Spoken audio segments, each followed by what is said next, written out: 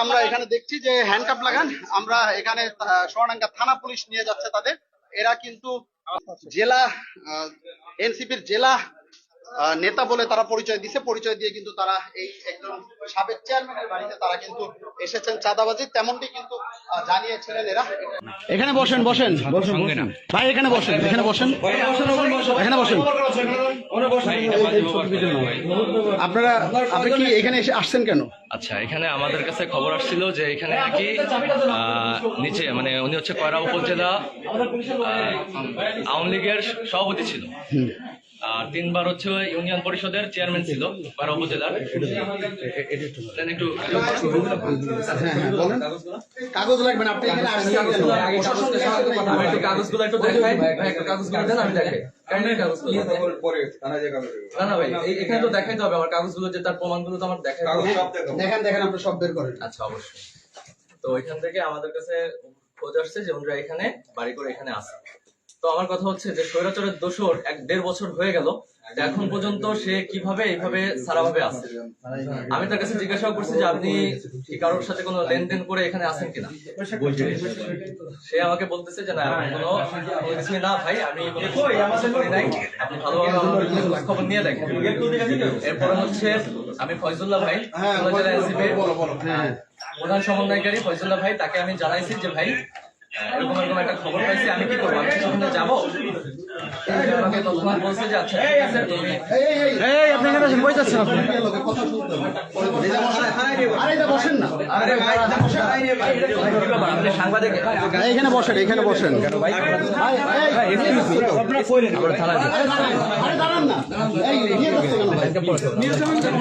আরে নিয়ে যাবেন, কথা আছে তো, সাংবাদিকরা আছে। দাঁড়ান দাঁড়ান। প্রিয় দর্শক, এনসিপির জেলায় পরিচয় দিয়ে থানায় নিচ্ছেন কেন?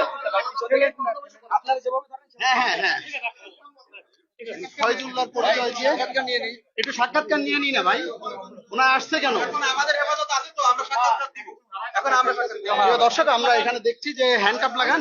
আমরা এখানে সোনাডাঙ্গা থানা পুলিশ নিয়ে যাচ্ছে তাদের। এরা কিন্তু জেলা এনসিপির জেলা নেতা বলে তারা পরিচয় দিছে। পরিচয় দিয়ে কিন্তু তারা এই একজন সাবেক চেয়ারম্যানের বাড়িতে তারা কিন্তু এসেছেন চাঁদাবাজি, তেমনটি কিন্তু জানিয়েছিলেন এরা। ভাই আপনি এখানে একটু বলেন, আগে থেকে নিউজ না জেনে এগুলো করে ভাই আপনি বলেন কি হয়েছে, ঘটনা একটু বলেন। পরে করেন, একটু পরে ঘটনা একটু বলেন। আমরা দেখছি যে সোনাডাঙ্গা একজন আহ, ব্যক্তির বাড়িতে এসে তারা কিন্তু চাঁদা দাবি করছে এনসিপির পরিচয় দিয়ে, এবং তারা এনসিপির নেতা ফয়জুল্লাহর কথা বলছে।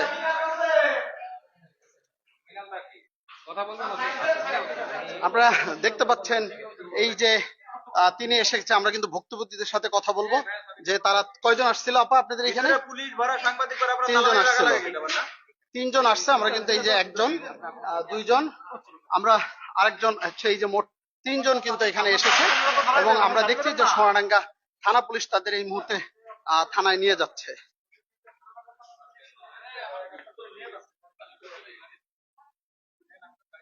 প্রিয় দর্শক, আপনারা সরাসরি দেখতে পেলেন যে এনসিপির জেলা নেতা পরিচয় কিন্তু তারা ফয়জুল্লাহর নাম বলেছে। সেই ফয়জুল্লাহর পরিচয় দিয়ে কিন্তু তারা এখানে চাঁদাবাজি করতে এসেছেন। আমরা এখন এনসিপির পরিচয়ে তিনজন এনসিপির পরিচয়ে 3 জন ব্যক্তি, আওয়ামী লীগ পরিচয়ে একজন সাবেক চেয়ারম্যান কয়রায় বাড়ি, ওনার বাড়িতে এসে ওনাদেরকে মানে খারাপ ব্যবহার করা শুরু করে এবং চাঁদা দাবি করে এনসিপির পরিচয়ে, যে 20 লাখ টাকা না দিলে আপনাদেরকে ধরে থানায় নিয়ে যাওয়া হবে।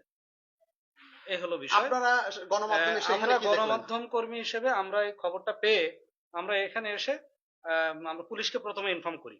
যেহেতু তারা পুলিশের কথা বলছে, আমরা পুলিশকে থানায় ইনফর্ম করি। পুলিশ আসার পরে আমরা একসাথে উপরে উঠে দেখি তারা এখানে অবস্থান করছে। আর যে ব্যক্তিকে তারা করছে উনি খুবই অসুস্থ একজন মানুষ, উনি বিছানায় পড়ে আছে, তাকে মানসিকভাবে টর্চার করছে, এই ধরনের অভিযোগ ছিল। সেই প্রেক্ষাপটে আর কি এই মুহূর্তে পুলিশ এসে এনসিপি পরিচয় দানকারী 3 জনকে থানায় নিয়ে গেছে। এবং তারা বলতেছিল যে এনসিপির যে ফয়জুল্লাহ তাদের সাথে কথা বলে আসছে। এনসিপির যে জেলা নেতা যে ফয়জুল্লাহ, তার ব্যাপারে আপনারা কি জানেন? ফয়জুল্লাহ সাহেবের সাথে আমাদের কথা হলো, উনি এটা সম্পূর্ণ অস্বীকার করেছেন যে না, এই বিষয়ে উনি তেমন কিছু জানেন না। এবং তার সাথে একটা মোবাইল কল রেকর্ড আমরা শুনতে পাচ্ছি, এটা নিয়ে কি বলবেন? কল রেকর্ডটার বিষয়ে আমি এখনো অবগত না। আমরা একটু যারা ই করছে তার সাথে একটু কথা বলবো।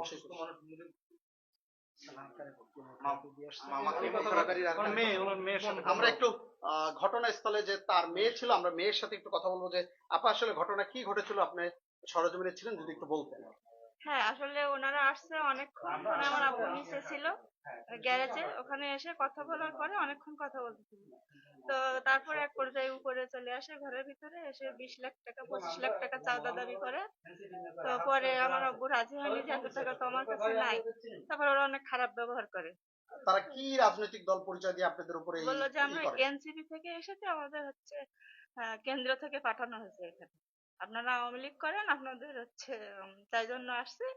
হ্যাঁ, এই মানে হ্যাঁ, যে আমরা একটু শুনবো যে বাসা ভাড়া বিস্তারিত, পরিচয়। যে আপার কাছে, যে যিনি ঘটনা জানে, আপা একটু যদি বলতেন যে তারা কি বলে ঢুকছে এই বাড়িতে, ওনারা তিনজন, এবং কি? প্রথম হচ্ছে নিচে তো কাজ করতেছিল আব্বু আর ওনার ছেলে। তো ওনার হচ্ছে প্রথমে এসে বলেছিল যে বাসা ভাড়া নেবে, তাই বাসা দেখতে আসছিল। তারপরে পরে এসে আবার চলে গেছিল, তারপরে আবার ব্যাক করছে।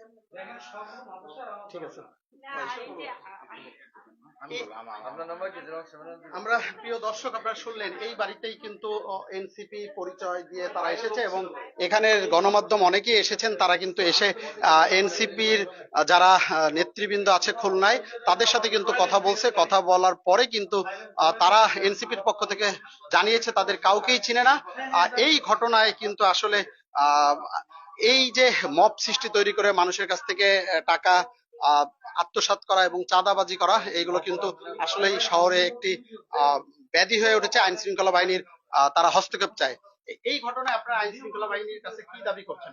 আমরা চাই ঘটনার মানে সুষ্ঠু বিচার হোক। এভাবে যদি প্রতিটা ঘরে ঘরে যদি চাঁদা দাবি করে, তাহলে তো আসলে সম্ভব না।